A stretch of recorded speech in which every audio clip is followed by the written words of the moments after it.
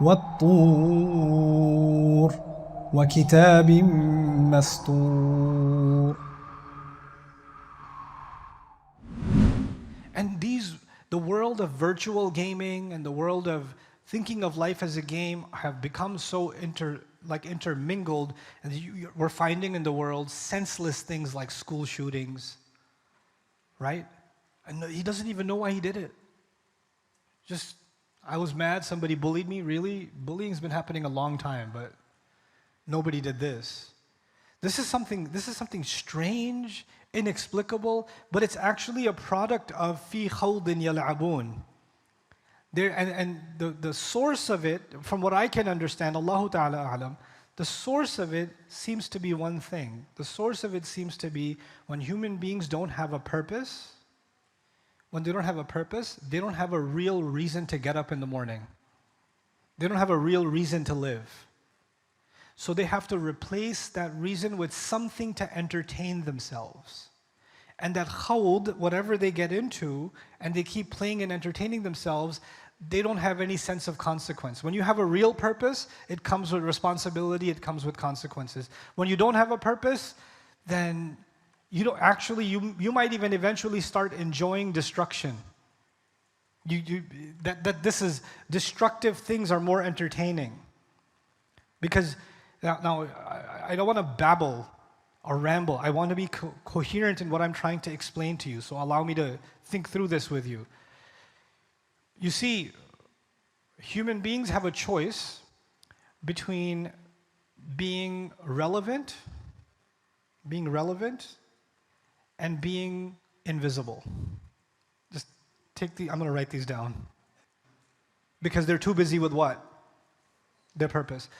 Think of the prophets. The prophets are doing a mission. Whether somebody listens to them or not, the next day, are they still dedicated to the same mission? And the next day, and the next day, and the next day? They don't care who is impressed and who's not impressed. They don't care if the numbers grew or didn't grow. Because their motivation and their purpose comes from Allah. They're working on something. They know that every effort, every second they spent is meaningful. It meant something. No day was a waste. They didn't look back at any day and say, today I didn't accomplish anything. They didn't have that attitude. Nuh alayhi salam does not have that attitude, even after 950 years. You understand? Why? Because he lives a purposeful life. What does the religion give human beings? It gives them a purpose. So they live, every day is purposeful in some way. I ended up doing some good for myself and some good for someone else. It created purpose. Now, that's what Islam is supposed to do. But just because you're Muslim and I'm Muslim does not mean that we've become automatically purposeful. Do you understand? It doesn't mean that we've become purposeful automatically. So because we've lost our connection with the Qur'an, we've become less and less and less purposeful. And so what happens when you become less purposeful? Well, when you become less purposeful, the only time you feel like you have value is when someone else sees value in you. Please listen to that carefully. If you're purposeful, then you don't need somebody else to give you value. Your purpose already gives you value. But when you don't have a purpose, then where does your value come from? Somebody else has to give you value. Somebody else has to make you relevant. If you're not relevant to someone, you're going to feel like, what? Because if you're not relevant, then you're invisible. You're invisible. You have two choices. I have to figure out some way of being relevant. Because if I'm not relevant, then it's like I don't even exist. Nobody will miss me when I'm gone. Nobody will care. So you know what? I need to stay relevant. Let me make a video of this chicken biryani that I'm eating. And I'm going to post it so that somebody will think that I'm relevant.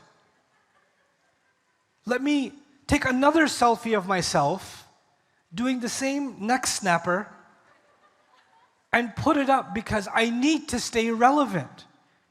And if I don't post enough, then I'll start feeling what? Invisible. And then I posted something and I got 17 comments. And after a couple of minutes, I'm like, I hope I became relevant to someone else. Hey guys, you just watched a small clip of me explaining the Qur'an in depth as part of the Deeper Look series. Studying the Qur'an in depth can seem like a really intimidating thing that's only meant for scholars. Our job at Bayyinah is to make deeper study of the Qur'an accessible and easy for all of you. So take us up on that challenge.